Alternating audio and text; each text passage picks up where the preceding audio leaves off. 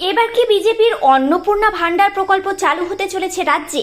তা নিয়ে banner poster Tamluk জুড়ে। রাজ্য সরকারের লক্ষ্মীর ভান্ডার প্রকল্পের আদলে লোকসভা নির্বাচনের আগে বিজেপির তরফে প্রতিশ্রুতি দেওয়া হয়েছিল অন্নপূর্ণা ভান্ডার চালু করা হবে বিজেপির রাজ্যে জয়লাভ করলে, যার ভাতা মূল্য ৩,০০০ টাকা। কিন্তু বাস্তবে লোকসভা নির্বাচনে তা হয়নি। উল্লেখ্য, আজ পূর্ব মেদিনীপুর জেলার তমলুক ব্লকের অনন্তপুর ১ নম্বর গ্রাম পঞ্চায়েত এলাকায় এই অন্নপূর্ণা ভান্ডারের টাকা দেওয়া ও আবেদন নিয়ে পোস্টার পড়ল, আর যাকে ঘিরে নানান প্রশ্ন উঠতে শুরু করেছে। রাজ্যে বিজেপি মুখ থুবড়ে পড়লেও পূর্ব মেদিনীপুর জেলার তমলুক ও কাঁথি ২ লোকসভা আসনেই বিজেপি জয়লাভ করেছে। তার মধ্যেই তমলুক লোকসভা আসনে এই পঞ্চায়েত এলাকায় এমন পোস্টার ঘিরে উঠছে প্রশ্ন, তাহলে কি সত্যিই চালু হবে নাকি ভাওতা? পোস্টার অনুযায়ী আগামী ১৫ই জুন থেকে আবেদন শুরু হয়ে ৩০শে জুন পর্যন্ত চলবে আবেদন, এবং এই আবেদন গ্রহণযোগ্য হলে ১ জুলাই থেকেই তা তমলুক ব্লকের জন্য চালু হবে। তবে সবথেকে উল্লেখযোগ্য বিষয়, আবেদন জমা করার জন্য বা ফর্ম পাওয়ার জন্য মিথ্যাবাদী বিজেপি নেতাদের সঙ্গে যোগাযোগ করার কথা পোস্টারে বলা হয়েছে, আর তা নিয়ে জল আরও ঘোলা হচ্ছে। উল্লেখ্য, এই পোস্টার মূলত অনন্তপুর ১ নম্বর পঞ্চায়েতের শালিকা গড়চক ২৭ নম্বর বুথে বেশি পরিমাণে ছড়িয়ে পড়েছে। তাহলে কি সত্যি বিজেপির প্রতিশ্রুতি মতো লক্ষ্মীর ভান্ডারের মতো অন্নপূর্ণা ভান্ডারও চালু হতে চলেছে? সরকারের কোনো নির্দেশনা না থাকা সত্ত্বেও এমন ব্যানার পোস্টার কিভাবে পড়ল, সে নিয়েই চলছে আলোচনা। বিজেপি বলেছিল তমলুক লোকসভায় জিতলে অন্নপূর্ণা ভান্ডার ৩,০০০ টাকা দিবা হবে, কিন্তু ক্ষমতায় এসছে বিজেপি, ক্ষমতায় এসছে। এবারে ক্ষমতায় যখন তমলুক লোকসভায় এসছে তখন ৩,০০০ টাকা দিবা হোক, এটা আমাদের দাবি। পঞ্চায়েত ভোটের সময় বিজেপি তারা বলছিল ৩,০০০ করে, এবার তারাও তো মিথ্যা প্রচার করে ভোট নিচ্ছে, জিতে যাও তো ৩,০০০ চাই, একটা পয়সাও দেয়। তবে লোকসভায় সে একই ৩,০০০ ৪,০০০ করে দিবে, মেয়ে মানুষকে প্রতিশ্রুতি দেওয়া সে আজকেও দিতে পারেনি। তমলুক লোকসভায় ভোট প্রচারের সময় অন্নপূর্ণা ভান্ডার দিবে বলে তাও সেসব নেতার কোনো খোঁজও পাওয়া যায়নি। আর মিথ্যা প্রদত্ত বড় বড় কথা বলো, কথা বলেছে অন্নপূর্ণা ভান্ডার। গোটা তমলুক ব্লক জুড়ে অন্নপূর্ণা ভান্ডার মাসিক ৩,০০০ টাকার বিভিন্ন যে পোস্টার পড়েছে, তাতে আমি দায়িত্ব নিয়ে জানাতে চাই, এর সাথে আমাদের তৃণমূল কংগ্রেসের কেউ জড়িত নয় বা আমরা কেউ উদ্দেশ্য প্রণোদিতভাবে এটা করছি না।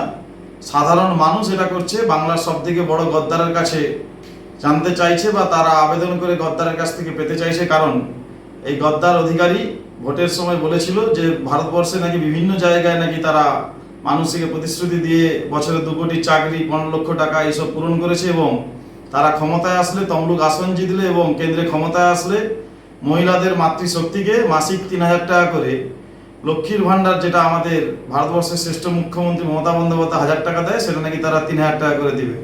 তো স্বাভাবিক কারণে তমলুক আসন বিজেপি জিতেছে, কেন্দ্রীয় বিজেপি ক্ষমতায় এসেছে, যদিও অন্যের সাহায্যে।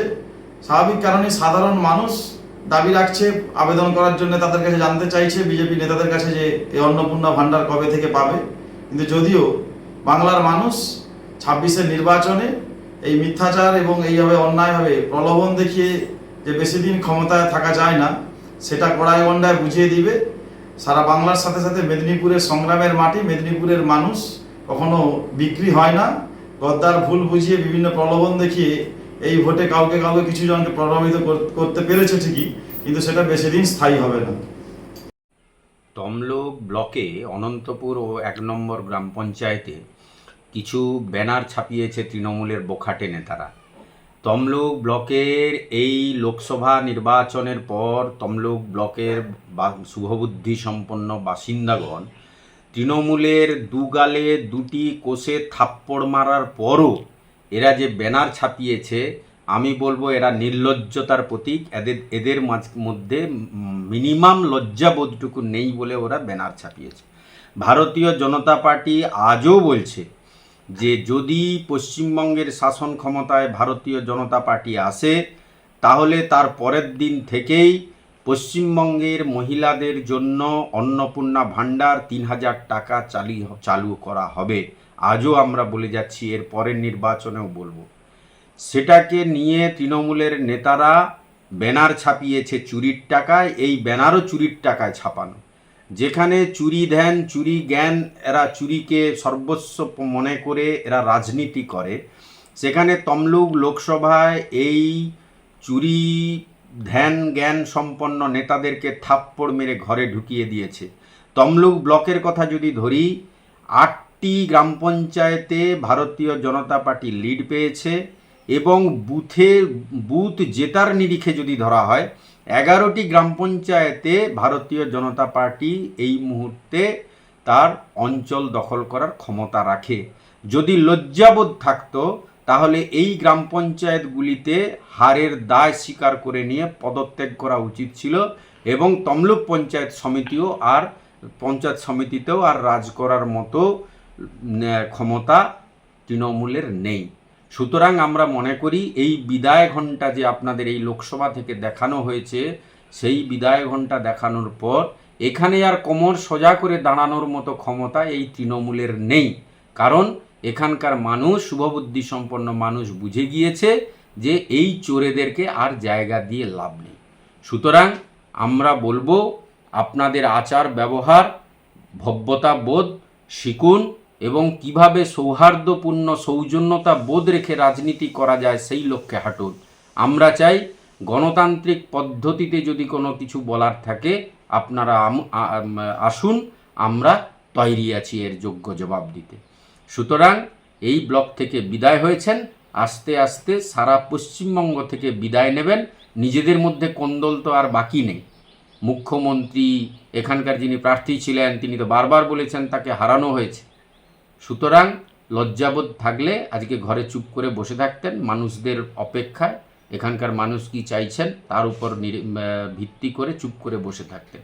যাই হোক, লজ্জাবোধ আপনাদের নেই সেটুকু বুঝেছি।